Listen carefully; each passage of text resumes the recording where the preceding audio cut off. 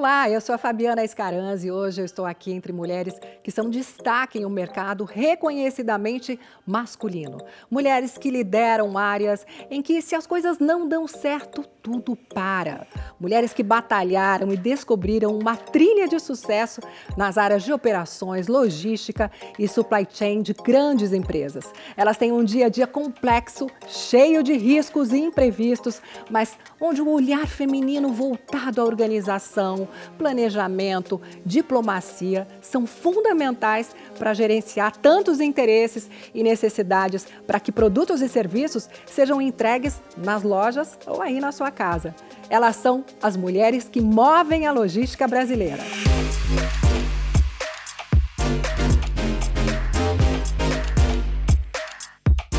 Olá a todas vocês, muito obrigada por vocês estarem aqui. Bom, a gente está aqui nessa conversa com mulheres com trajetórias tão interessantes, vocês enfrentaram todos os tipos de desafios, muitas vezes vocês foram as primeiras, outras vezes vocês foram as únicas e a gente quer saber de tudo, inclusive desse setor de logística, nas empresas que vocês atuam ou já atuaram nas suas carreiras. Então, abram os corações que todo mundo lá está esperando por isso, tá bom?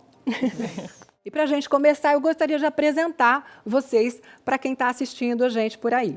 A Eliane Nascimento é diretora de Supply Chain da Martin Brauer e também já teve cargos de liderança em operações logísticas do grupo Sam Marché e Lojas Marisa. Já são 20 anos do setor logístico e ela acompanhou de perto a mudança de status dessa área de uma atividade mais operacional para uma área mais estratégica nas companhias. Bom, Eliane, muito obrigada por estar com a gente aqui hoje. Eu queria que você contasse uma curiosidade. Você descobriu a logística quando você estudava numa escola pública e aí você assistiu a uma apresentação de uma multinacional e se interessou pelo setor? Conta pra gente como foi essa história. Primeiro, uma honra estar aqui com tantas mulheres incríveis e ouvindo histórias tão inspiradoras, né? E foi mais ou menos isso. Era uma semana dessas de culturais que tem no colégio. Eu estava no ensino médio e aí teve uma empresa que foi fazer uma apresentação. E aí foi quando eu ouvi logística a primeira vez, né? O que é isso, né? Então quer dizer que a comida não aparece na minha casa do nada, não é mágica, né? Então foi começar a entender transporte marítimo, internacional, container e tal. Eu falei, cara, que maravilhoso, tudo se movimenta, eu quero aprender isso também. E aí foi quando começaram a surgir os primeiros cursos de tecnólogo no Brasil e dentro da minha história de vida foi onde eu consegui ingressar na minha carreira. Eu falei, cara, faz muito sentido. E aí foram 20 anos que passaram voando. Com muitos desafios que a gente vai falar mais para frente, sim, mas muito bacana. Obrigada pela sua história. E a gente tem também aqui a Letícia Bretas, que lidera a área de experiência com cliente e inovação na ADM. Já passou pela Vale e possui uma trajetória de quase 20 anos no setor logístico. Letícia, você tem uma atuação bastante grande no agro e também dá mentorias para empoderar mais mulheres na liderança. Conta pra gente um pouquinho desse seu trabalho. Eu comecei o processo de mentoria em 2018, onde a gente recebeu um convite de 14 mulheres na época de Vale e VLI. Recebemos a formação de ser mentora e, desde então, eu não parei, né, de receber a mentoria e dar a mentoria para as mulheres. Eu entendo que é um momento extremamente importante onde a gente troca, mas mais do que isso, é onde a gente para trazer o olhar para a gente, para revisitar o que a gente tem que fazer e como que a gente orienta ali aquelas mulheres que a gente precisa também seguir aqui a jornada e entregar os seus sonhos, né? Então, para mim é um momento muito especial. Hoje eu falo aqui em constante, assim, 2 ou 3 mentis por vez. Cada vez que eu a encontro é um momento de conexão, não se perde nunca, apesar de ter uma jornada ali de 1 ano, mas fica para sempre essa conexão. Então, é um dos maiores valores, maiores presentes que eu recebi e que eu quero continuar sempre com o processo de mentoria. Não, estou vendo vocês todas têm 20 anos, 20, vocês começaram com 15 anos. Né? Com certeza. Todo mundo tem 20 anos aqui. Bom, temos também aqui a Marcela Cunha, que é diretora executiva da ABOL, que é a Associação Brasileira de Operadores Logísticos. Ela tem uma carreira na área de relações institucionais e governamentais voltada para o setor de transporte e tecnologia, tanto na empresa Uber quanto em outras organizações do setor de transporte. Marcela, por que é tão importante construir relacionamentos e estar perto do desenvolvimento de políticas públicas no setor? Perfeito, Fabiana. Primeiro, é uma honra também estar aqui entre vocês. É um orgulho estar aqui representando a ABOL, que é a Associação Brasileira de Operadores Logísticos. Hoje a ABOL tem sede em São Paulo e em Brasília, justamente para ajudar o governo federal a vir com políticas públicas voltadas para transporte, para a logística, que realmente alavanque o desenvolvimento econômico do país, a competitividade e principalmente ajude o setor produtivo a ser eficiente, porque a logística que realmente dá todo o amparo, toda a base para que o setor produtivo gere as riquezas do nosso país. Então é um prazer estar aqui com os embarcadores, com os clientes. Obrigada. Bom, agora eu quero apresentar a Miriam Alves, que lidera a área de gerenciamento de riscos na seguradora Tóquio Marine. A Miriam começou sua carreira na logística há 25 anos, passou pela Quaker e hoje tem também uma atuação importante na FENSEG. Miriam, você está numa área muito específica, né, que é essa gestão de risco, mas a área de logística é muito complexa, então imagino que sua área seja duplamente complicada. Eu queria conta pra gente como é que funciona isso. Claro, como é um prazer. Primeiramente, também gostaria de agradecer, né, conhecer outras mulheres aqui fantásticas. A minha profissão realmente ela é duplamente desafiadora.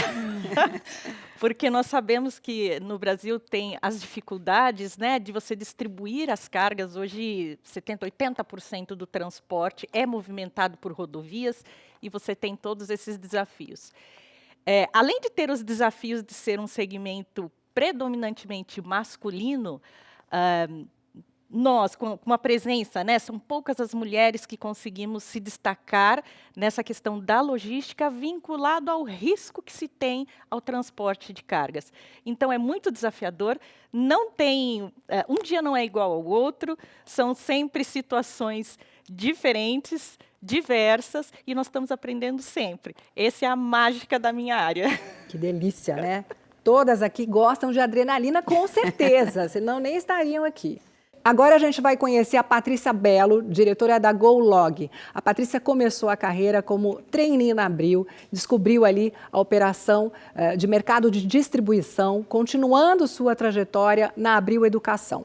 Depois ela passou por diversas áreas na B2W e Americanas, foi diretora de transformação de supply chain da Leroy Merlin. Patrícia, você iniciou sua carreira na logística de distribuição em bancas de jornais, né? E você chegou a ser pioneira também no marketplace, no digital. Como é que foi essa transição de coisas tão diferentes, né? Do analógico para o digital? Foi divertido, Fabi, né? O meu início de carreira no mundo privado foi no Grupo Abril, com uma porta de entrada no programa de trainees. Isso significou já uma transição para mim, porque eu vinha do terceiro setor.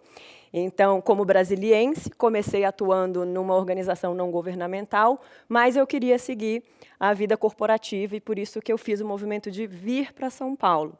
Então, a Abril foi uma grande escola, uma primeira escola para mim, e fazer essa primeira migração de um mundo editorial, do mundo de revistas, para o mundo digital foi uma grande novidade e era desconhecido, né? Então, foi um aprendizado incrível. Eu acho que foi o começo de uma reinvenção, né? Aprender conceitos novos, desafios novos. E, no fim, foi um presente também, porque me abriu outras portas e me ensinou muita coisa. E o mundo virou digital, né? Exato.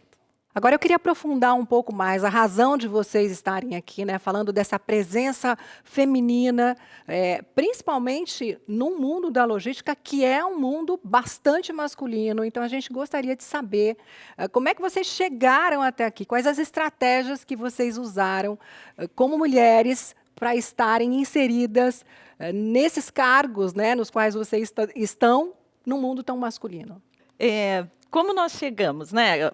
Aliás, são muito poucas as mulheres quando vamos falar de seguros atrelado ao gerenciamento de riscos. São muito poucas as mulheres. Mas eu comecei numa vaga de estágio na Quaker, na época, né? Para trabalhar no segmento de entrada de motoristas. E eu comecei, então, ali ter esse contato, porque eu fazia faculdade de sistemas de informações. Então, nada a ver com logística até aquele primeiro momento. Mas eu precisava começar, né? E ali eu vi uma oportunidade. E na época era até para mudar para a área de sistemas. E nunca mais saí da área logística. Comecei a gostar daquele mundo do transporte. Também vi muitas dificuldades. E eu consegui um espaço, eu trabalhava no terceiro turno, que era mais raro ainda. Tá. Né? Trabalhar à noite era raríssimo. Eu praticamente não via Você nem trabalhava mulheres na madrugada? na madrugada. Tá. Eu nem via mulheres na área de logística muito, Aham. né? Mas na parte administrativa. E pelo jeito de trabalhar, a mulher ela é disciplinada e ela consegue resolver os problemas que tinham. E isso facilitava muito para a área de logística. E foi assim que eu comecei, não saí dessa área até hoje, e é uma porta de entrada para muitas mulheres. Eu tive algumas dificuldades, sim, mas consegui superá-las todas. Até porque eu queria. Então, eu não via muito obstáculos. Quando nós queremos aprender e desenvolver o seu melhor, não tem obstáculos. Você vai conquistando, vai perguntando, vamos criando procedimentos e vai evoluindo. Vai com medo, mas vai. Vai com medo, mas vai. É isso. Eu acho que eu tive a oportunidade de testar antes por conta do programa de trainees. Então, na época, no Grupo Abril, a estrutura era, a gente podia fazer um job rotation e passar 3 meses em cada área, num total de 4 áreas.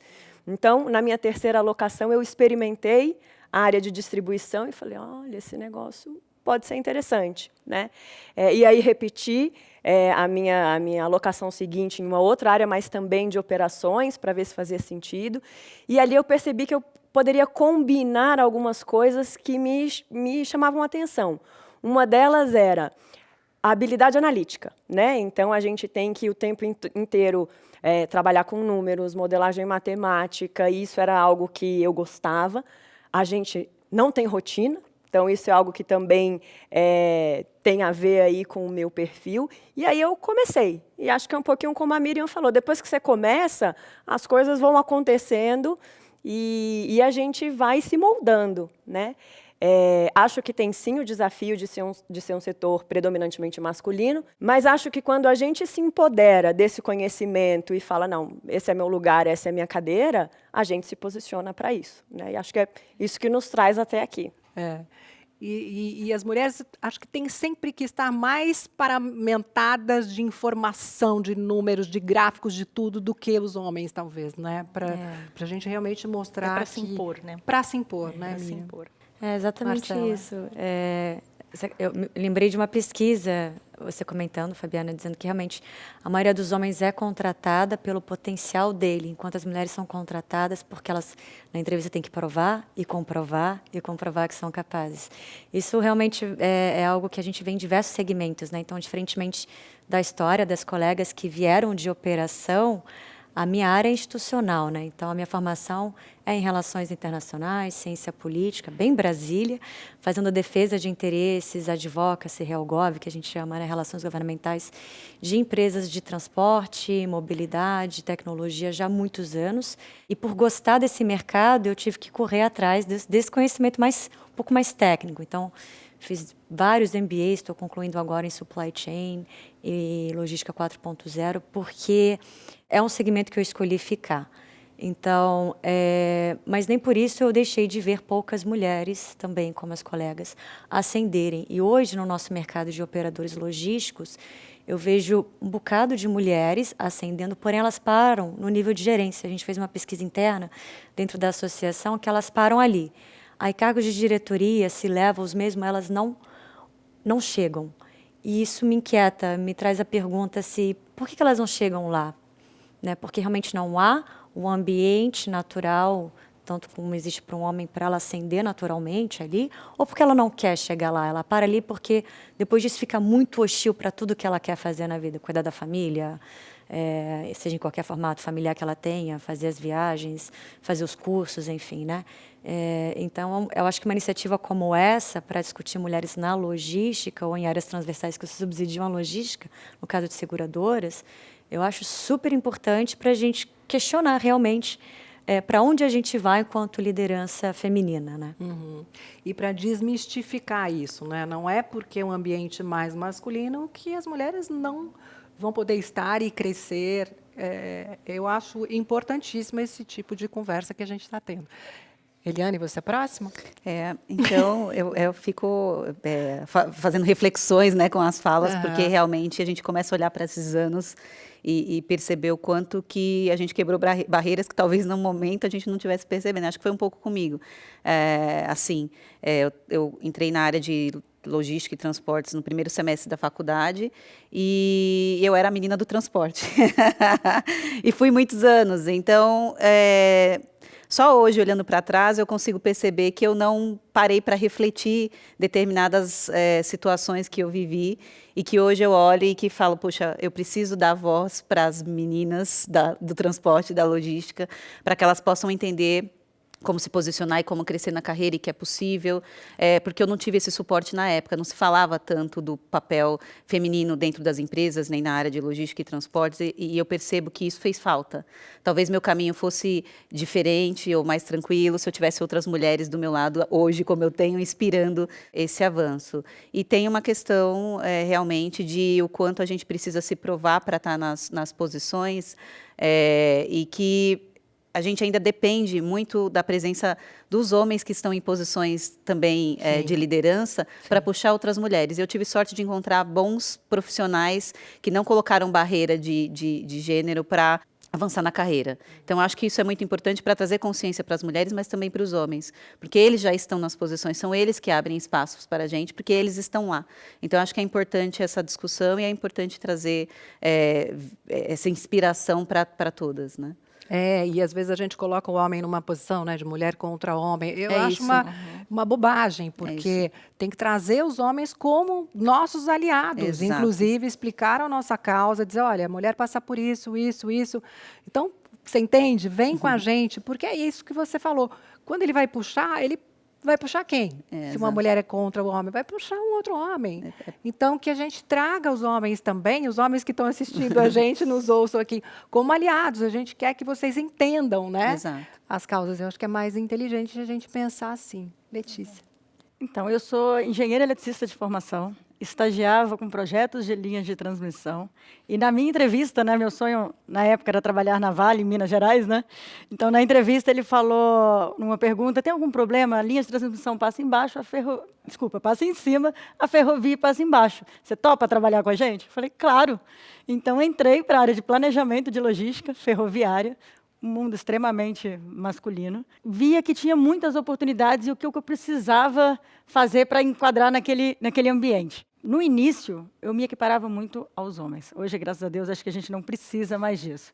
Mas eu estava vestida como um homem, né? Eu falo, me comportando como um e tentando sempre estar à frente, assim, o que eles estavam fazendo, o que o próximo passo, uma próxima cadeira, né? Como que eu poderia fazer uma transição até de cidade, porque logística não para, né? Está em todos os lugares.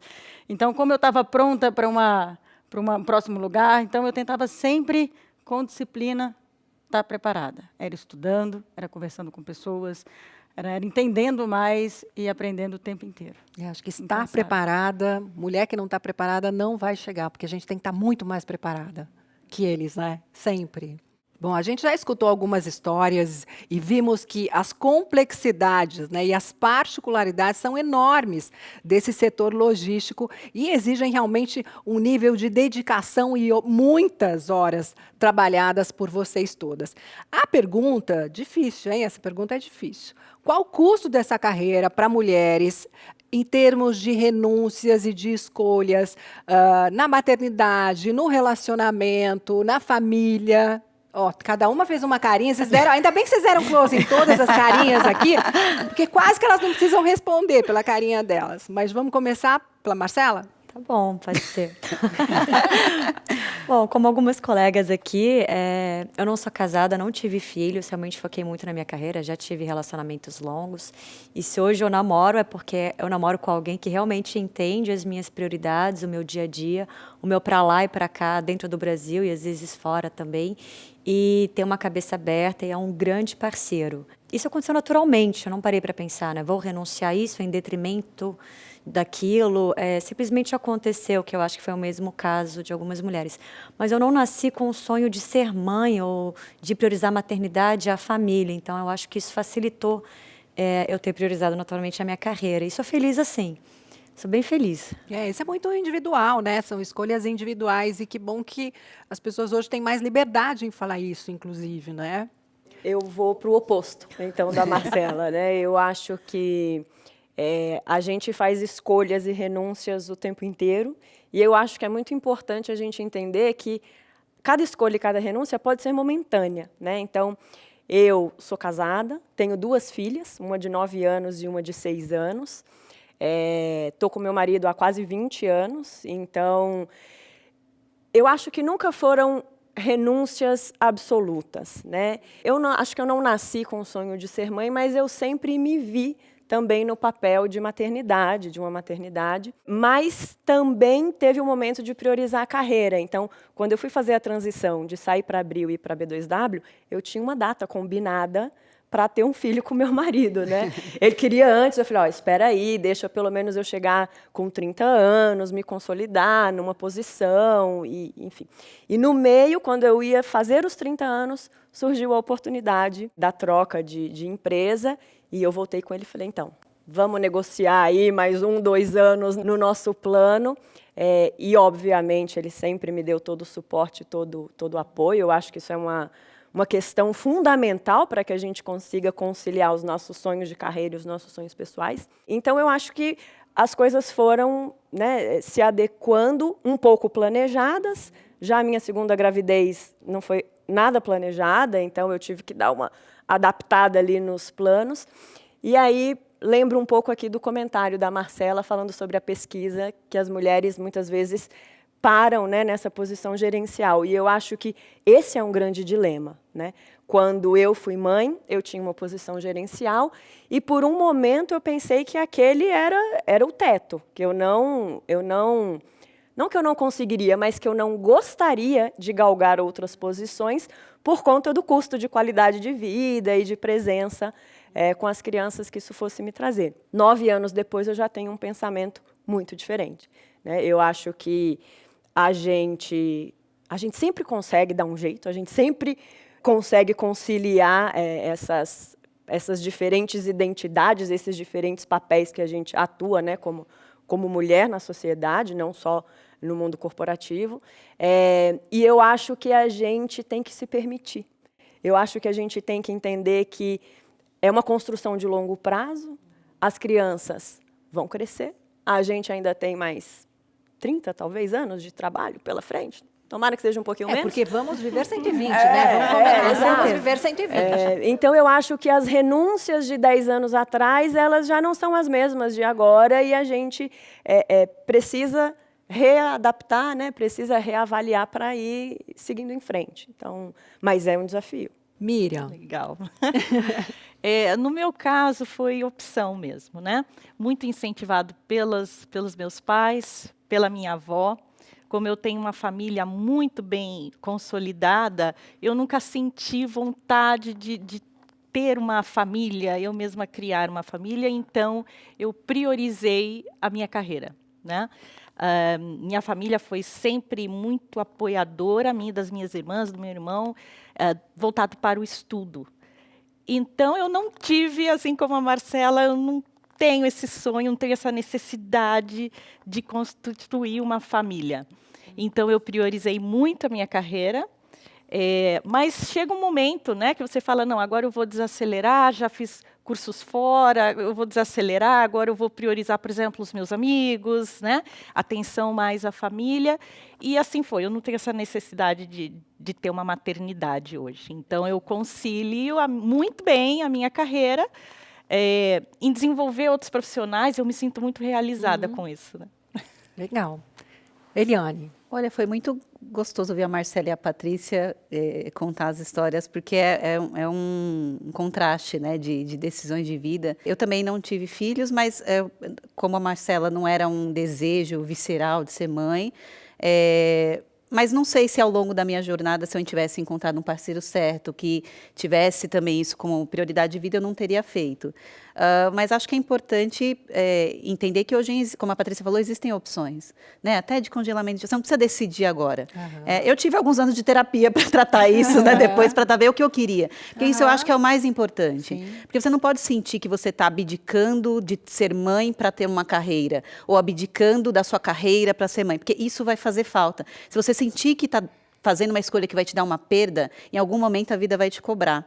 Então, eu acho que é importante, independente de qual seja a decisão que for melhor para você, e eu acho que isso não dá para se espelhar em ninguém, é uma decisão que é só sua e tem que ser avaliada com a família, né, com a rede de apoio, com que você tem. É uma decisão que tem que estar muito alinhada com o seu propósito pessoal de vida. Né? E até porque existem formas diferentes de você maternar. Né? Você pode maternar os filhos do seu parceiro, você pode maternar seus sobrinhos, suas sobrinhas. Uma adoção. Uma adoção, o seu pet, que é o meu caso. Né? Então, existem formas de você, e até dentro do seu papel de liderança, você materna. Né? Eu acho que é muito importante. Né? Tem dentro da operação, por exemplo, que eu fui a pessoa de apoio de muitas pessoas que não tinham mãe, por exemplo. Não que eu tenha que substituir o papel psicológico disso, mas eu estava ali, de repente, para dar um olhar feminino, uma palavra feminina, que aquela pessoa não tinha de onde tirar, porque o meio, de repente, não proporcionava. Então, eu acho que o mais importante é fazer essa reflexão e ter isso alinhado com você.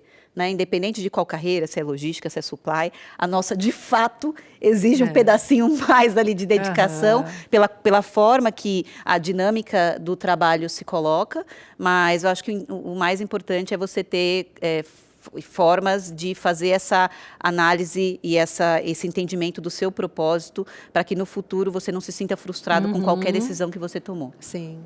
Legal. Fabi, posso fazer um link Claro, com essa fala claro. da Eli? Porque me lembrou uma história que foi muito marcante para mim e tem tudo a ver com essa fala, porque a gente precisa saber o que a gente quer. Eu acho que o começo de tudo está no autoconhecimento, né? Quando a minha filha mais velha tinha de 2 para 3 anos, a menor já tinha nascido, ela ficava com uma babá em casa e teve um dia que eu cheguei do trabalho e ela veio me contar uma história. Ela falou: mamãe, hoje eu desci aqui no parquinho, estava brincando com uma amiguinha e a mãe dela estava lá. Eu perguntei se ela não trabalhava e ela disse que ela decidiu parar de trabalhar porque agora ela gostaria de cuidar da filha. Você trabalha porque você não gosta de cuidar de mim? Ai, que dureza. Eu Mas chorei que 7 dias seguidos, né? 7 noites, porque de dia eu não chorava, chorava de noite só. Mas eu não titubeei para dar a resposta para ela de jeito nenhum, filha. Eu amo você, eu adoro cuidar de você, mas trabalhar também é importante para mim. É importante porque eu me relaciono, eu conheço outras pessoas, eu aprendo, eu ensino. Então, isso faz parte da minha composição, né? da minha identidade, não só como sua mãe, mas como mulher. Não expliquei esse pedaço para ela, porque era muito avançado para 2 anos de idade. Mas eu acho que, se a gente não estiver segura das nossas decisões e do porquê das coisas, a culpa vai ser enorme. Né? Então, eu acho que esse é o início da jornada. E até assumir, né, que somos todas mulheres aqui que gostamos de trabalhar, que gostamos de produzir. Então, acho importante essa sua fala para a sua filha, porque senão tem mulher que fala: mamãe vai trabalhar. E aí a criança fica com aquela imagem que o trabalho é uma coisa ruim, porque o trabalho está tirando a mãe da casa dela. Mas quando a gente diz: olha, mas a mamãe gosta de trabalhar, eu volto melhor para você. E a gente volta melhor para casa, né? Então, é importante mesmo, senão o trabalho fica vilão, né, da história. Lê. Gente, estou adorando ficar sempre pro final, assim, porque a gente vê que próxima tem... eu vou começar com Não, você. Olha ela arrependida de ter falado. porque eu vi que eu tenho um pouquinho de cada uma, sabe? E eu fui pensando, eu falei, meu Deus, é muito parecida. Né? Eu falo, gente, se for olhar as histórias, eu também sou, né? Eu falo solteira, não tenho filhos. Minha carreira sempre foi em primeiro lugar. Eu fiquei pensando de onde eu busquei isso, de onde que vem essa força que não para, essa energia, né? E eu pensei até na sua fala, Miriam, da família, assim, do meu pai, dos meus pais, né? Minha mãe sempre me dando força, meu pai sempre me desafiando. Próximo passo, a melhor empresa, o melhor curso, a melhor faculdade. Então, sempre, assim, não parando nunca. E aí também busquei, na minha mentoria, o meu trabalho, né, de saber se era esse caminho, essa certeza, porque minha vida, de alguma forma, o equilíbrio não estava tão adequado. Tive essa certeza, também não nasci eu falo com vontade assim, de ser mãe, né? Mas um belo dia, com 39 anos, a minha irmã falou assim, tem certeza que você não vai nem congelar ovos? Não namorava, né? Vamos fazer isso? Eu falei, não, já tenho, já busquei minha resposta. Eu quero ver alguém falar que você não consegue. Eu falei, dia seguinte eu estava lá. Só desafiar. Mas você congelou os ovos? Congelei na próxima ciclo, né? Eu congelei também, mas isso é bom porque nos dá o benefício da dúvida. Então, se a gente quiser usar os 40 tira um ou não, peso, né? tá tudo certo. Para mim, a minha tranquilidade está aí, de ter o benefício da dúvida. Desde que nada aconteça. Exato. Então, assim, acho que é muito, muito parecida, né, as histórias. E também estou muito feliz, sou muito feliz e realizada, é o que eu busco. E, graças a Deus, tudo certo até agora. Muito legal. Não, e vocês têm uma coisa que vocês têm senso de humor, né? Que é uma delícia. Eu acho isso numa mulher, só tem senso de humor quem é inteligente. E é muito gostoso ver vocês todas com esse trabalho frenético que vocês têm, né? E bem-humoradas. Estou gostando muito. Sobrevivência mesmo, para não é sanidade. Para manter mesmo. Terapia e risada. Terapia e risada, Exatamente. né? Por que é tão importante ter mais mulheres na logística? E quais as características, se a gente pudesse dizer, habilidades femininas também, para enfrentar esse dia a dia tão complexo aí de vocês? Vou começar por você agora, Letícia. Sabia! Olha, eu fiz uma transição e eu acho que eu vejo exatamente essa questão das mulheres, porque por mais que a gente saia da área de logística, mas a logística não sai da gente. A minha mentoria é na palavra do feminino. O feminino significa o como. E aí, eu acho que a mulher tem o como, nasce com o como, nasce com o feminino. Ela consegue pegar, eu falo o desafio, pegar o problema, e ela tem o como resolver isso. Ela consegue olhar de forma diferente para os desafios, para as pessoas, ela consegue conectar, ela tem mais habilidades, vamos falar assim, até da comunicação, da questão de processos.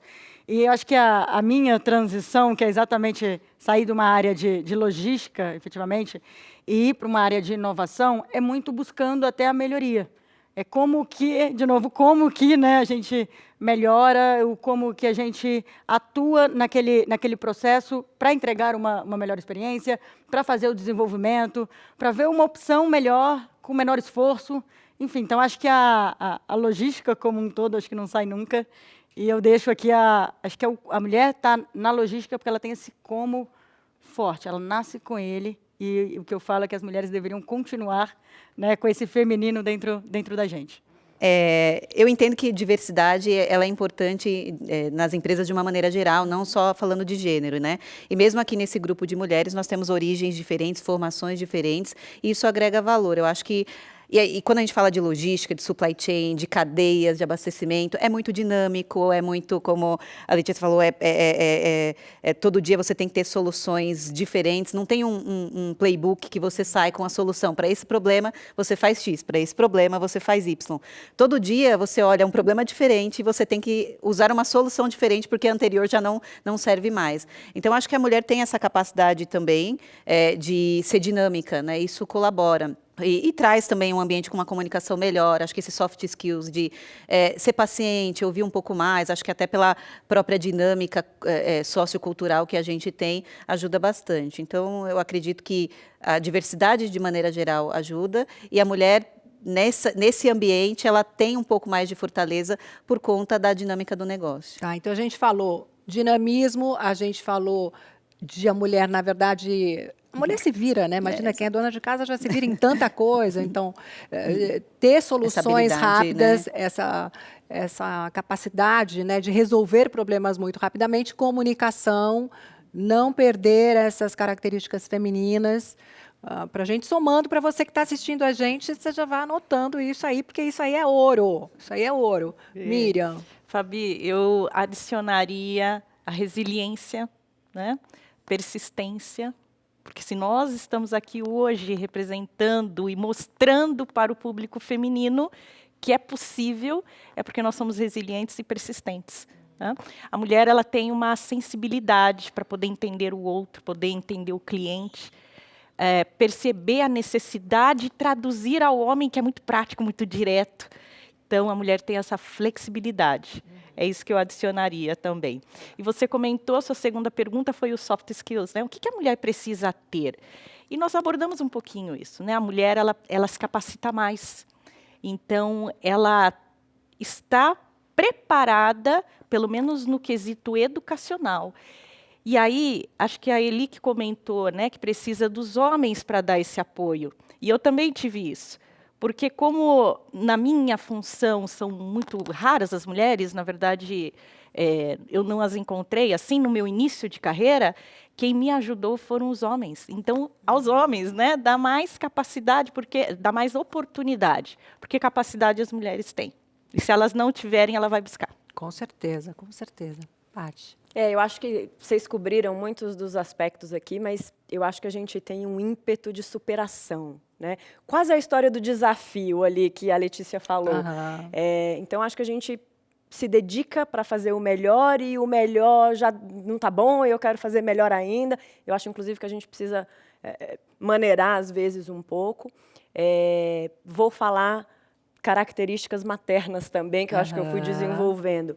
Essa empatia, né, quando a Miriam fala de se colocar no lugar do outro, isso, para mim, foi ainda mais exacerbado com a maternidade, porque se eu preciso me abaixar para falar com a criança no nível dela, no olho, eu também preciso entender a condição do outro para que a gente troque melhor. Então, eu acho que a gente traz muita empatia.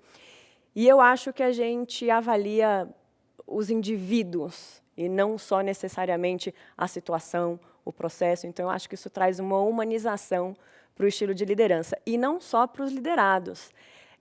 Vou compartilhar aqui também uma situação. Em um momento, eu fiz uma troca de gestor. Foi muito próximo à minha volta da minha segunda licença maternidade. E a minha primeira conversa com ele, com muita clareza, foi: acho que não vai dar certo. Acho que não vai dar match, porque a gente está em momentos de vidas muito diferentes. Eu, hoje, preciso de uma flexibilidade maior por causa das crianças. Você trabalha demais. E ele foi um grande apoio, um grande suporte para mim, para falar: eu estou disposto a tentar. Você topa? Eu falei: então, beleza, topo. E um ano depois, eu me lembro, assim, eu estava em Brasília para passar o Natal, e ele me ligou no dia do Natal e falou assim: eu quero te agradecer porque você me tornou um gestor mais humano. Então, eu acho que a gente também tem a missão de influenciar, né? E de espalhar, porque a gente se apoia. Mulher é suporte, mulher é rede de apoio, né? Então, acho que a gente tem esse papel muito importante de disseminar esse tipo de comportamento e essas atitudes. Com certeza. Má. Sim, com certeza, a inserção de mulheres, a diversidade de times gera benefícios e crescimento para todos os lados dentro da empresa. E eu acho que o mais bonito de ver é que cada vez mais, e as gerações novas vêm trazendo isso, é a mistura de soft skills. Então, hoje, você atribuir soft skills à questão de gênero para alguns soft skills não cabe mais, né? Hoje você vê homens extremamente empáticos, com um estilo de liderança muito mais aberto, muito mais democrático, enfim, liderando de um jeito que há poucos anos atrás seriam exclusivamente jeitos femininos, né? E vice-versa também, mulheres que conseguiram desenvolver capacidades analíticas, pragmáticas, que antes a gente não tinha dentro de casa, por exemplo, nós não éramos provocadas nesse nível, né? Então, eu acho que o mais bonito de ver é essa mistura de soft skills a ponto da gente não atribuir mais a uma questão de gênero. E acho que é para esse caminho que a gente tem que ir. E esses soft skills, eu acho que seriam mais chamados de power skills, eu acho. Porque de soft não tem nada, né? A gente fala soft, uma coisa assim, mas eles não são tão fáceis. E que bom que vocês estão sendo também, né, mulheres influenciando esses homens que estão se tornando melhores também. Melhores gestores e melhores seres humanos também. A gente acha a mulher máxima. Se eu puder complementar, eu acho que bem o que a Paty falou com a experiência que ela teve com a filha dela e com a Marcela falou agora, tem a questão da gente influenciar fora do ambiente de trabalho também. Porque lembra que os homens que estão nas posições hoje, eles foram criados por mulheres, né? Então, dentro de casa, ali, a influência é grande. Então, você não transforma um cara, né, num profissional empático no trabalho somente, né? Tem as conversas de gênero, as conversas de respeito, as conversas de entender aprender diversidade, elas têm que acontecer em casa também. Então, acho que a nossa influência, ela também é no trabalho, mas ela também é dentro de casa. Acho que tem esse apoio importante de ser feito. Né? Aham. E se vocês que estão assistindo não anotaram nada até agora, peguem papel e caneta, porque eu tenho certeza que essa questão vai agregar e muito para vocês. Quero saber o seguinte, qual o conselho, a mensagem, a dica que vocês dariam para vocês no início de carreira ou para quem está começando ou seguindo essa carreira no setor? Ótima pergunta. Agora eu não vou nem escolher quem vai começar. Quem vai começar? Eu de novo? Não, Lê, nem olhei para você. Estou só respirando, calma. Escolha de vocês agora, vou jogar para cima. Quem quer começar? Eu posso começar. Eu acho que, eu diria, não tenha medo. Né? Os desafios acontecerão, mas você vai ser capaz de superá-los, você vai fazer boas escolhas, né? E busque sempre o seu sonho, o seu ideal. Ele pode mudar, né? Uhum. Então, para mim, sempre tem também essa questão de que nada é definitivo, nada é absoluto. Então, eu também acho que uma dica é a gente amenizar um pouco essa cobrança para que as decisões sejam eternas e perfeitas. Não, as coisas vão mudar e você vai ser capaz de ir ajustando, adequando ali os seus desejos e o conceito de sucesso para você. Complementando, tem uma frase que eu gosto muito, que eu não sei de quem é, que é desconhecido, que é: se você soubesse o quão rápido você vai ser esquecido depois que morrer, você não deixaria de fazer tanta coisa que você quer fazer hoje. Então, acho que é isso. E para a mulher, isso é muito mais difícil, ainda mais aqui na América Latina, no Brasil. Então, o meu conselho seria essa, para principalmente as jovens, fazerem exatamente o que elas querem, sem medo, ainda que muita gente diga a elas para não fazer. Acho que é isso. Falando em frase, agora eu vou. Vai. Eu tenho uma frase que eu falo para mim mesma também, mas assim, da carreira cuido eu. Então eu vejo a mulher, se ela não tem capacidade, ela busca. E a dica que eu dou também é como se autoconhecer para colocar exatamente o que falta para você chegar lá. Eu acho que muitas vezes é mais o como do que a capacidade. Né? A gente busca, não para, né? Então acho que a minha dica é o autoconhecimento. Você falou parte disso. E esse como, que eu acho que é a dica de cada uma buscar nas próprias mulheres, nos processos, nas empresas, nas pessoas, para alcançar ali o sonho. E o como vai depender muito do autoconhecimento, vai depender muito do que ela quer naquele momento, porque de repente, se mudou, o como já vai ser diferente. Né? Então, esse dinamismo é muito importante mesmo, né? Acho que se eu fosse colocar, a história do networking, ele realmente funciona. E eu demorei muito para aprender isso. Talvez se eu tivesse ouvido a Paty, a Miriam, a Letícia mais cedo, talvez meu caminho tivesse sido mais tranquilo, talvez eu tivesse mais certeza que as coisas iam dar certo, né? Então, acho que é importante buscar ajuda, porque na maior parte das vezes as pessoas vão te dizer sim. E a gente não está acostumada a pedir ajuda, a gente está acostumada a ser a mulher guerreira, independente, que vai levantar a bandeira, que vai fazer tudo, que vai construir tudo. E não precisa, porque isso é uma coisa bacana que os homens fazem muito bem, né? Eu vejo pela rotina, né? Um homem liga para o outro e fala: cara, estou com um problema e tal, assim, assado. Muito naturalmente. A gente fica um pouco cheio de dedos para fazer as coisas, para dizer que está com dificuldade, muitas vezes porque a gente colocou uma armadura, porque a gente não pode mostrar vulnerabilidade, porque as pessoas vão julgar e isso pode impedir a gente de crescer. E, às vezes, é o contrário. Às vezes, a gente se abrir e dividir com colegas mulheres, colegas homens, de repente alguém te dá uma palavra de apoio, te dá uma oportunidade, e muitas vezes a gente se fecha naquele caminho e eu vou seguir aquele, e as oportunidades estão ali, só que a gente não olha para o lado e não pergunta. Talvez o perguntar seja uma porta bacana de se abrir. Com certeza, anotou tudo, né? Gente, isso é ouro, isso é realmente ouro. E eu colocaria, por exemplo, né, eu pensava assim mais no início de carreira sobre o perfeccionismo sendo uma qualidade. Eu achava o máximo ser perfeccionista. Hoje eu já acho quase um defeito.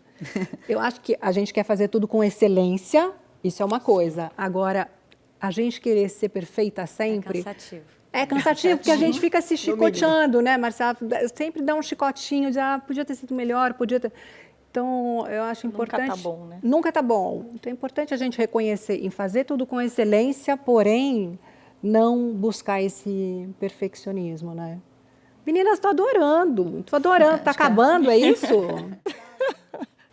Eu acho que eu colocaria a questão do julgamento também, né? porque não está no outro, está em nós. Então, você se julgar muito, você cria espaço para o medo. E o medo, em um certo ponto, ele te paralisa e você acaba saindo. Você perde a oportunidade de mostrar que é um caminho, né? Eu estava numa palestra para jovens semana passada e eu falei a eles, venha para a área de logística e seguros, porque está faltando profissionais. Falta profissionais com capacidade, com experiência, com vontade de crescer, de evoluir, porque o nosso setor, o Brasil precisa disso. Uhum. O Brasil precisa de profissionais cada vez mais especializados no nosso segmento, analisar riscos, e não quando já aconteceu, é o prévio, é o preventivo. Falta profissionais para educar realmente, né? Educar grandes empresas, educar empresas familiares que estão começando, enfim, para que você tenha a continuidade da economia, né? Então, para as mulheres, eu diria, não tenha medo, você vai encontrar pessoas que vão te apoiar, mas depende só de você. E você falaria a mesma coisa para você Falaria lá pra novinha? mim, com certeza, com certeza. Isso é muito bacana. São mulheres com trajetórias brilhantes, incríveis, chegaram num patamar que todas sonham. Agora, com certeza, passaram por desafios, por perrengues, por situações complicadas, por situações tristes, que até no fim levaram a vocês chegarem onde vocês estão.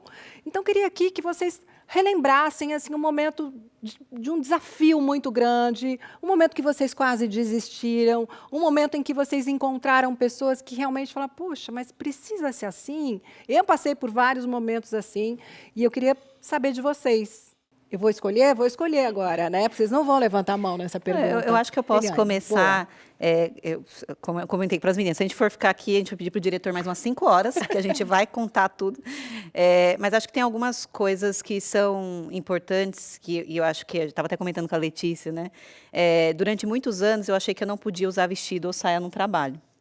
E usar um blazer pink, por exemplo, numa reunião, numa conversa, porque as pessoas não me tratariam com o mesmo respeito que tratariam um homem. E não foi alguém que me disse, foi algo que eu assumi pelo meio que eu estava. Então, isso é um dos primeiros paradigmas que hoje, para mim, é muito claro que não faz o menor sentido, mas que no passado eu entendi que era necessário para que eu precisasse crescer. E uma outra coisa relevante é você buscar o lugar que te valoriza. Eu já tive mudanças de emprego, de ficar 10 anos numa empresa, e na hora que eu fui pedir demissão, porque eu tinha conseguido uma proposta melhor, a pessoa dizia assim para mim, o gestor, olha, não, fica tranquila, eu te equiparo com o salário do outro coordenador que fazia a mesma coisa que eu. Aí eu falei, não, muito obrigada, esse é mais um reforçador que eu estou tomando a decisão correta de sair daqui.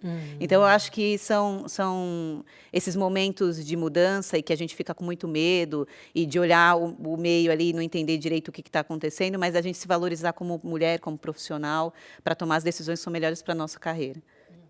Miriam, vou para você agora, uma surpresa. Imagina, essa tua pergunta me remete ao meu início de carreira, onde eu comentei que eu não havia mulheres para ser, né, o meu espelho, meu guia, trabalhando à noite, no terceiro turno de madrugada. E a minha função lá era fazer a seleção dos motoristas para poder entrar e carregar. E um deles falou o seguinte para mim, quem é você que vai me proibir de entrar a carregar? Eu respirei. Centenas de motoristas ali, né? Vários. Eu respirei, falei para ele, eu simplesmente sou a sua porta de entrada. Ou você vai me ajudar, ou você simplesmente não entra. Aí os outros motoristas que estavam lá falaram assim, viu, você respeite, porque ela está aqui para nos ajudar. Ela não está aqui para ser um dificultador. Aí eu ganhei o respeito dos demais, entendeu? E ele realmente depois pediu desculpas, enfim. Eu lembro que eu fui para casa e chorei a beça, né? Porque foi ali que eu falei assim, será que realmente eu devo continuar? Será que é esse meio que eu devo enfrentar? E ao refletir e ver o apoio, por isso que as figuras masculinas são importantes, eu falo, não, eu tenho que começar. Então que seja eu. E eu vou. isso, aqui estou eu. Até para que menos mulheres ouçam o que você já ouviu. Exatamente. Né? Olhando para elas, né, hoje. Exatamente. Pati. Eu posso pensar em várias aqui, né? Mas eu vou trazer de novo, acho que talvez porque isso faça mais parte do meu repertório aqui do que das meninas. Logo que eu voltei também da minha primeira licença maternidade, eu tinha um horário cada vez mais restrito, porque eu precisava buscar minha filha, né, no berçário, na creche, e ele tem horário para fechar. E aí eu me lembro de uma cena, eu descendo a escada, eram 6 horas, eu descendo a escada, e aí cruzei com um par meu, e ele me parou e falou assim, Pati, eu preciso conversar com você sobre um tema, tal e tal. E aí eu falei assim, tudo bem, amanhã eu te procuro, porque agora eu estou saindo, que eu preciso buscar a Marcela, amanhã eu te procuro. Ele olhou no relógio e falou assim, 6 horas, né? Já eu tenho que buscar meu cachorro no pet shop também. Eu olhei para ele e falei, respondo ou não respondo? Falei, vai lá buscar seu cachorro, que eu vou buscar minha filha, é importante para você, é importante para mim, amanhã a gente se fala. E não foi uma única situação, tiveram outras também. Eu me lembro de eu numa reunião com 8 homens, numa sala, e era uma discussão de uma demanda, qual área ia fazer uma determinada demanda. E aí, um outro par meu, não era o mesmo, um outro homem falou assim, eu acho que quem vai embora todo dia às 6 horas da tarde está tranquilo, dá para absorver mais coisa. E aí eu falei, senhores, bati na mesa, falei assim, senhores, são 5 horas, hoje eu vou embora mais cedo, amanhã então a gente conversa sobre isso. E acabei aquela reunião, a reunião está encerrada, eu estou saindo, a menos que vocês queiram achar outra solução. Mas eu acho que a mensagem é como a gente não deve se abalar, né? Sucumbir a esse tipo de provocação, porque é quase uma provocação infame. E a gente, de novo, está super segura do que a gente quer, do caminho que a gente está trilhando, dos combinados que a gente tem, né, com os nossos gestores que nos apoiaram, e que flexibilizaram ali no meu momento ali o que era preciso. Então, eu acho que é muito importante a gente não se amedrontar, não se colocar num lugar inferior e dizer, tá tudo certo, né? Então... E muitas vezes vem essa coisa do inconsciente coletivo, né? Que já está ali na cabeça deles, porque se a gente ouve um homem dizendo, nossa, eu tenho que sair 6 horas porque eu tenho que buscar meu filho na escola. Todo mundo fala assim, que fofo. Que herói. Baita pai. Sua mulher deu sorte, hein? Mulher deu sorte. Mas, né, quando é a mulher que fala isso, fala, lá vem ela querendo pegar a filha na escola ou levar o filho no pediatra. Às vezes eu acho que é meio hábito dele, sabe? É um inconsciente coletivo que já, quando vai ver, já falou. Né? E o duro é quando a fala não é de homem, é de mulher. É verdade. Porque esse é um ponto importante, né? A reflexão que a gente tem que fazer também é o quanto de julgamento a gente não faz com as outras mulheres quando a gente está no nosso papel. E esse é um exercício que a gente tem que fazer, porque a gente está nesse meio e, às vezes, isso a gente pega absorve normaliza algumas coisas. Eu acho que a atenção que a gente tem que ter o tempo todo é para fazer esse tipo de observação. Ainda mais no nosso momento, que estamos em momentos diferentes, né? Por exemplo, o meu momento, eu não tenho esse momento com filho e tal, mas, por exemplo, o exemplo da Pati, sim. Então, você praticar empatia com aquela colega que está numa situação diferente, você apoiá-la, né? E não criticá-la, acho que isso é essencial. Até porque a gente nunca sabe o que o outro está passando. Exatamente. Né? Eu acho que, para mim, particularmente, o machismo que mais me pega é quando vem de uma outra mulher, porque a gente espera a sororidade, o mínimo de empatia, ainda que a gente não seja mãe, enfim. Mas eu também consigo pincelar várias histórias aí que a gente acumula de machismo, preconceito, enfim. Eu lembro de uma mais recente, e aí minha dica fica... não só não se deixe abalar, mas responda. Foi uma mais recente, que eu estava fazendo uma videoconferência com 20 homens, poucas mulheres, com uma outra entidade representativa que era contrária a um pleito nosso. A gente está falando de uma regulamentação específica. E aí eu vinha trazendo alguns pontos, a gente batendo ponto a ponto, mas não super difícil. Aí um senhor mais velho, advogado, cabeça branca, grande conhecedor e respeitado do setor de transporte, foi rebater uma defesa minha de um artigo lá específico. E ele deu a entender que o deputado, enfim, que era o autor do projeto, só tinha acatado aquele artigo porque ele gostou de mim e não da proposta. Isso numa reunião para 20 pessoas, associados meus, eu fiquei completamente envergonhada, fiquei em choque, não consegui responder, dei um riso sem graça, fiquei um pouco perdida, um pouco mexida, desnorteada, mas eu, não, calma, vou voltar aqui. E aí estava junto comigo online o jurídico da DHL, que é um grande parceiro, me mandou uma mensagem super bacana, que me deu força ali para seguir a reunião. E depois eu fiquei pensando, poxa, eu devia ter respondido esse senhor de idade tanta coisa, né? Enfim, mas ele é mais velho, ele não vai mudar. Dane-se. Eu podia ter respondido tanta coisa e talvez ele tivesse aprendido alguma coisa, tivesse sido um momento de aprendizado ali para ele, porque fatalmente ele tem filhas, mulheres, netas, enfim. Eu acho que o que eu diria para a Marcela lá atrás é se prepare para esses momentos. Além de não se abalhe, se prepare para dar uma resposta que realmente seja produtiva ali para todo mundo que está ouvindo também. Acho que é isso. E que seja exemplo, né? É. Talvez ele não mude nada, mas ele talvez nunca outras pessoas Ou talvez ele nunca mais reflitam. tenha coragem de falar isso numa reunião. Ele pode até continuar Exatamente. achando aquilo, mas não vai ter coragem de falar em voz alta. O que E já até- ajuda a gente pra caramba, né? E até por ser mais velho, deveria ter mais sabedoria e não falar isso. Com certeza. Né? Acho que a gente tem que aprender mais, ou evoluir mais. Falta a Letícia. Vamos lá. Eu vou relembrar aqui, acho que todo mundo está voltando também, né, ao passado, falando coisas aqui de 15, 20 anos atrás. O mundo ferroviário, o mundo sempre redução de custos, né? A gente cada vez se reinventando ali com menos.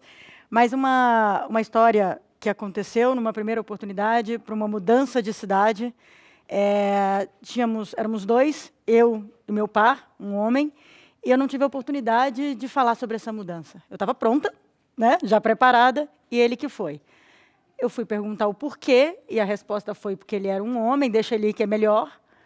Com 8, 9 meses, ele voltou porque ele não conseguiu, não adequou.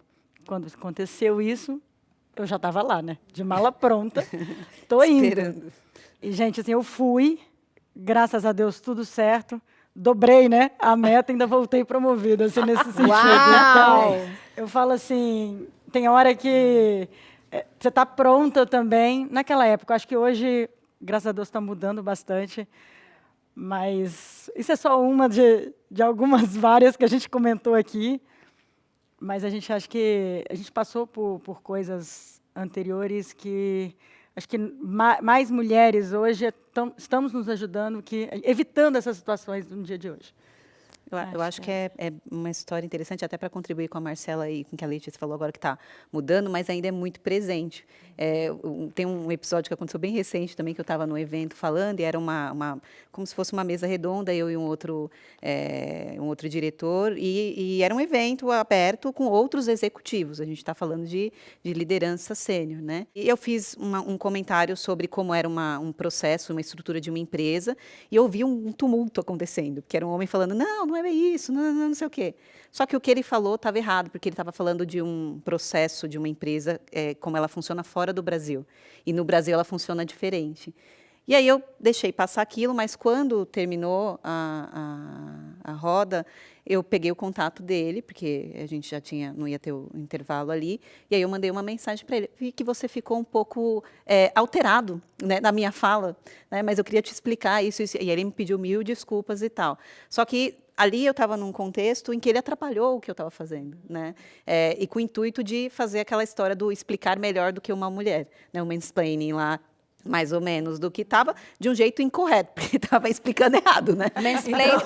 Só para a gente falar no Techniquez aqui, o mansplain é quando o homem traduz o que a mulher está falando, mas está falando exatamente a mesma coisa que ela está falando. No caso ele estava traduzindo errado, estava com probleminha de tradução. Mas querendo te traduzir como se você não soubesse o que era, né? Exato. Mas é só para dizer que é presente, vai ter o tempo todo. É como a gente se posiciona com empatia, com educação, porque muitas vezes não se faz por maldade, se faz por falta de conhecimento, por viés inconsciente, e lembrar que a gente também faz, né? Então, se reconhecer também nesses acontecimentos e na hora que a gente for estar nesse papel, tomar consciência para tentar melhorar. Eu acho que cada vez que a gente toma uma decisão mais assertiva e respeita mais o ambiente, a gente serve de exemplo para outras pessoas e ajuda que a próxima geração venha com mais força, com mais equilíbrio, com mais equidade, né? O que essa nova geração, como vocês veem, essa nova geração de mulheres entrando nesse setor de vocês, com tudo isso que vocês enfrentaram, mas agora enfrentando um mundo diferente. O mundo já não aceita muita coisa pelas quais nós todas passamos, né? Eu acho que lá atrás não tinha nem bullying, a gente não sabia o que era bullying, não sabia o que era assédio, a gente achava que era assim, é assim. A gente faz cara de paisagem e finge que está tudo bem. O que essa nova geração está trazendo que vocês falam, nossa, que bom que elas não vão enfrentar o que a gente enfrentou? Acho que o primeiro ponto, elas estão mais expostas a discussões desse tipo, que na nossa geração era um tabu. Tá. Né? Ninguém ia falar, então se a gente fosse expor qualquer situação, é mimimi, está causando, né? Então era muito criticado, né, o falar, e a gente tinha muito medo, inclusive, de abrir qualquer coisa e isso afetar, inclusive, a opção de crescimento dentro da empresa ou como você era visto. Então lembra, a ideia era mimetizar e parecer um homem, porque aí, né, a chance de crescimento é maior. Então, acho que tem uma vantagem dessa nova geração estar exposta a mais discussões e muitas vezes não aceitar determinadas imposições, né? E dizer, puxa, não vou ficar aqui, nem que seja para não fazer nada, eu prefiro não fazer nada do que estar exposta a esse ambiente, por exemplo, mais tóxico, qualquer coisa do tipo. Isso é uma força incrível para a geração das filhas da Patrícia ali, que vão viver um mundo muito diferente do nosso. E eu acho que essa geração tem outros modelos, né? As mulheres, as minhas filhas, por exemplo, viram outras referências, viram outras histórias de sucesso de outras mulheres, né? E eu acho que a gente também se preocupa em tentar introduzir esse tipo de conceito. Vou dar um exemplo que não tem a ver com o mundo corporativo, mas na escola das minhas filhas, eles têm um trabalho muito forte de inclusão racial.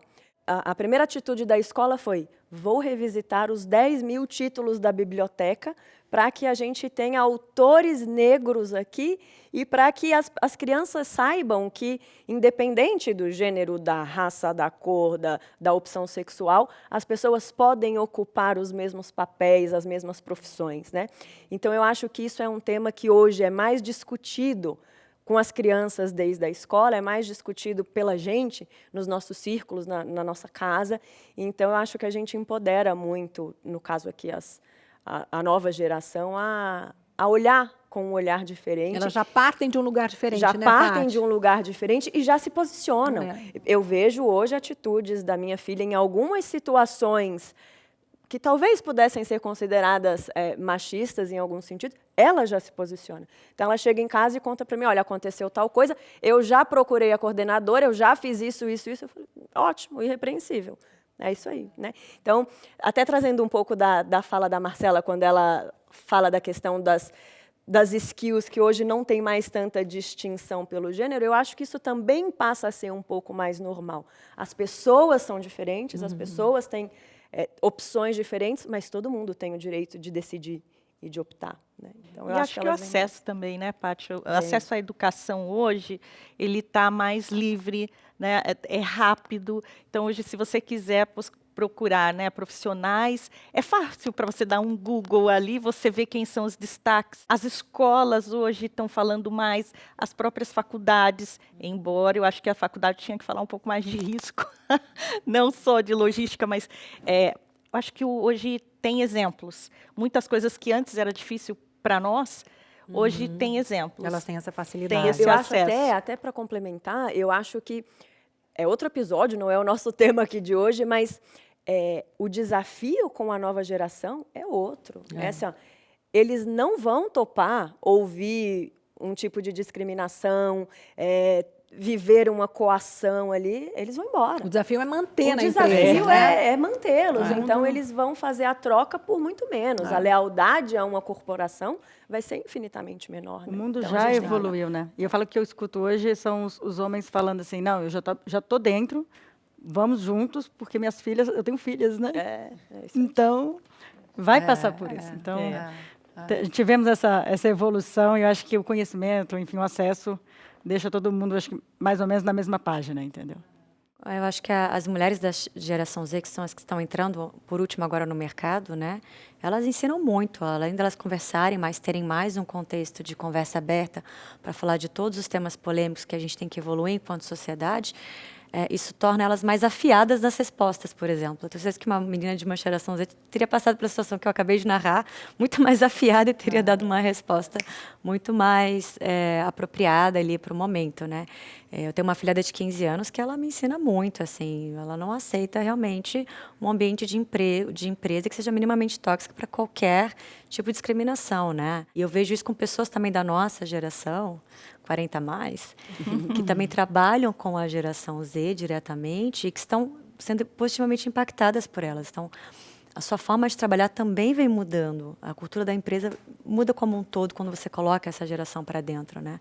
Então, eu gosto muito dessa mistura. Eu gosto dessa mistura também, mas elas também estão tendo um caminho mais fácil porque vocês foram lá com foice, né? Quando tudo era mato, vocês foram com foice, foram lá e abriram esse caminho. Muito obrigada por isso, né? Tenho certeza que está todo mundo agradecendo aqui. E assim finalizamos esse primeiro programa com essas mulheres tão potentes que atualmente representam a logística brasileira e estão aí abrindo caminhos para uma nova geração de lideranças femininas que está chegando por aí. Quero agradecer cada uma de vocês pela disponibilidade, pela generosidade de compartilhar experiências, vivências. Eu tenho certeza que foi muito rico para quem está assistindo a gente esse debate tão importante, né, para o futuro da logística no Brasil. E para você que acompanhou a gente até aqui, muito obrigada e até o próximo programa. Tchau!